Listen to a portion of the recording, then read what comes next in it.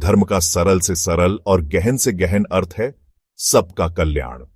ऐसा कोई व्यक्ति नहीं, ऐसी कोई वस्तु नहीं जिसके मूल में धर्म न रहता हो और अवसर आने पर जिससे सबका कल्याण हो, ऐसे काम के लिए प्रेरणा न करता हो। पांडवों में तो युधिष्ठिर के रूप में धर्मराज थे ही, कौरवों में भी विदुर के रूप में धर्मराज थे। अंतर इतना ही था कि पांडवों में धर्म राजा थे, उनके आज्ञानुसार सब कार्य होते थे, और कौरवों में वे केवल एक सलाहकार के रूप में थे। जैसे पाप की प्रवृत्ति होने के समय अंतरात्मा कह देती है कि यह पाप है, मत करो, परंतु पापी लोग उस आवाज को नहीं सुनते या सुनकर भी अनसुनी कर देते हैं। वैसे ही कौरवों को अन्याय की ओर प्रवृत्त देखकर विदुर स्पष्ट कह देते थे कि यह अन्याय है, इसे मत करो। परंतु वे विदुर की बात पर ध्यान नहीं देते थे, उनकी उपेक्षा कर देते थे। विदुर जी सबका कल्याण चाहते थे। विदुर कौरवों को तो सलाह देते ही थे, समय आने पर पांडवों को भी उचित सलाह देते थे, और उन पर किसी आपत्ति की, विपत्ति की संभावना होती तो पहले से ही सूचित कर देते।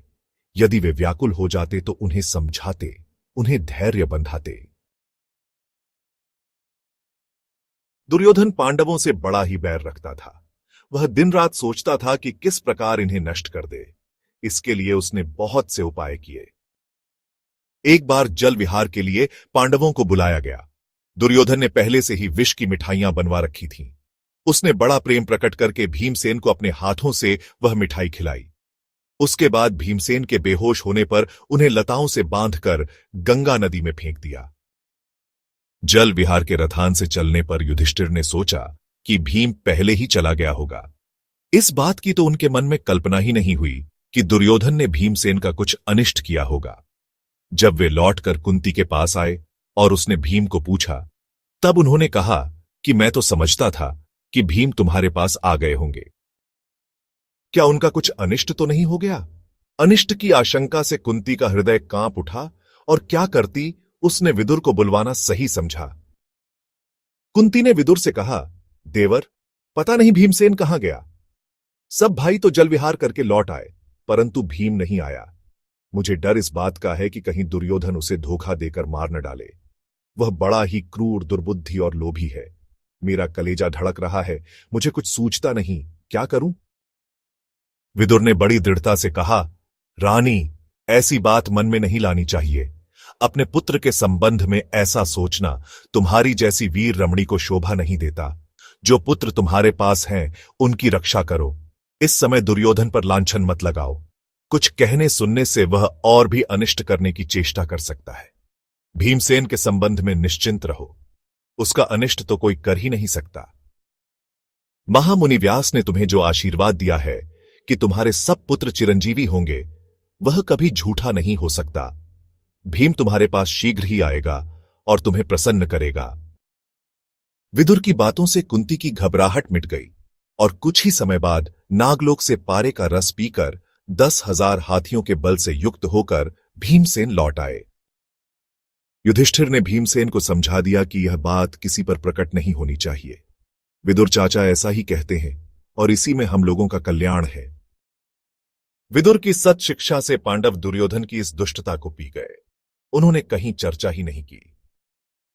दुर्योधन अपनी कुचाल को विफल हुई देखकर मन ही मन जल उठा। द्रोणाचार्य के यहां शिक्षा प्राप्त करते समय भी उसने पांडवों को नीचा दिखाना चाहा, लेकिन उसके किए कुछ न हो सका। बाद में उसने धृतराष्ट्र के कान भरने शुरू किए, और यह बात उसने तय करा ली कि अब पांडव वारणावत नगर में रहे उनके लिए नया महल बनने का प्रबंध हुआ। दुर्योधन ने पुरोचन नाम के व्यक्ति से एकांत में कहा कि भाई, अब तो सारी पृथ्वी के राजा हम और तुम दो ही रहेंगे। तुम मेरे बड़े विश्वास पात्र हो, शत्रुओं का नाश करने में मेरी सहायता करो। तुम वारणावत में ऐसा महल बनाओ जिसमें सन, तेल, घी, लाख, लकड़ी का व्यवहार अधिक हो, और ऊपर से ऐसा लेप लगवा दो कि कोई उसको भांप न सके। ऐसी ही वस्तुएं उसमें रथान स्थान पर रखवा दो, और किसी को रत्ती भर भी इसका पता न चले। तुम युधिष्ठिर के जाने पर उनकी खूब सेवा करना, और जब वे तुम्हारा खूब विश्वास कर लें, तब उस महल के दरवाजे पर आग लगा देना। बस उनके मर जाने पर तो तुम्हारा ही सब अधिकार होगा। पुरोचन ने जाकर वैसा ही महल तैयार करा दिया, और धृतराष्ट्र ने कुंती सहित पांडवों को वहां जाने की आज्ञा दे दी। जब पांडव कुंती के साथ वारणावत जाने लगे तब उन्होंने सब गुरुजनों को प्रणाम करके आज्ञा ली। प्रजा ने बहुत विरोध किया, परंतु युधिष्ठिर ने सबको समझा दिया। जब सब लोग चले गए तब विदुर ने मल्लेच्छ भाषा, गुप्त अथवा सांकेतिक भाषा में युधिष्ठिर को समझाया। उन्होंने कहा, युधिष्ठिर, बुद्धिमान मनुष्य को शत्रुओं का गुप्त रहस्य समझकर पहले से ही उससे बचाव का उपाय करना चाहिए। एक प्रकार का अस्त्र है, वह लोहे का बना तो नहीं है, परंतु उससे मृत्यु हो सकती है। उसे जो जान लेता है वह बच जाता है। अर्थात तुम लोगों को जलाने के लिए शत्रुओं ने शीघ्र जलने वाले पदार्थों का भवन बनवाया है। देखो, आग जंगल को जला सकती है, परंतु बिल में रहने वाले जीवों को नहीं जला सकती। विपत्ति आने पर इसी प्रकार अपने को सुरक्षित रखना चाहिए। अर्थात तुम लोग सुरंग से निकल जाना। अंधे को रास्ता नहीं मिलता, उसे दिशा भ्रम भी हो सकता है। धर्महीन को संपत्ति नहीं मिलती। मेरी बात खूब समझ लो। अर्थात तुम पहले से ही मार्गों और दिशाओं का ज्ञान प्राप्त कर लेना और इस बात को इतना गुप्त रखना कि किसी को पता न चले। दुष्ट पुरुषों के दिए हुए बिना लोहे के शस्त्र को स्वीकार कर लेना ही ठीक है। उनके ही स्थान की शरण लेकर आग की आंच से बच जाना चाहिए। अर्थात पुरोचन के बनाए घर में प्रसन्नता से रहना, मौका पाकर निकल जाना। घूमने से मार्गों का ज्ञान हो जाता है, नक्षत्रों से दिशाओं का पता चल जाता है। बुद्धिमानी के साथ पांचों इंद्रियों को अपने वश में रखने से किसी प्रकार की पीड़ा नहीं होती। काम, क्रोध आदि शत्रु उसकी हानि नहीं कर सकते।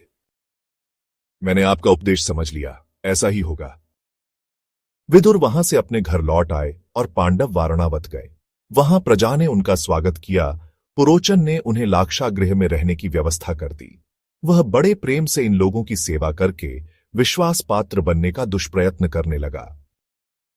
विदुर का एक मित्र बड़ा चतुर, विश्वास पात्र और सुरंग खोदने में निपुण था। विदुर ने उसे एकांत में बुलाकर सब बातें समझा दी और कहा, तुम जाकर पांडवों की भलाई करो।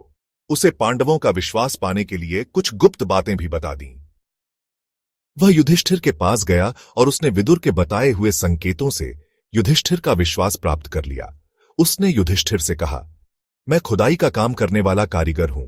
आगामी कृष्ण पक्ष की चतुर्दशी को रात को पुरोचन इस घर में आग लगाने वाला है। दुर्योधन ने कुंती के साथ आप लोगों को जला डालने का निश्चय कर लिया है। मुझे सुरंग खोदने की आज्ञा दीजिए। युधिष्ठिर ने कहा, विदुर हमारे हित चिंतक हैं। तुम भी मेरे लिए विदुर जैसे ही हो। जैसे वे हमारा हित करते हैं वैसे ही तुम भी हमारा हित करो। दुर्योधन के पास इस समय संपत्ति है, उसके सहायक भी बहुत से हैं। यदि उसको पता चल जाएगा तो हमारा बहुत अनिष्ट हो सकता है। विदुर की बात सच उतरी। अब तुम हम लोगों को इस विपत्ति से बचाओ। सुरंग खोदी गई और आग लगने के समय पांडव उसके रास्ते से निकल गए। किसी को इसकी खबर नहीं लगी। विदुर की कृपा से पांडव इस महान विपत्ति से बच गए।